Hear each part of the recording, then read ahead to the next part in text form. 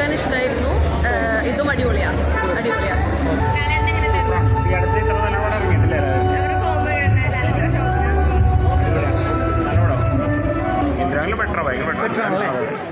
ഫാമിലിയായിട്ട് വന്ന് കാണാൻ പറ്റും.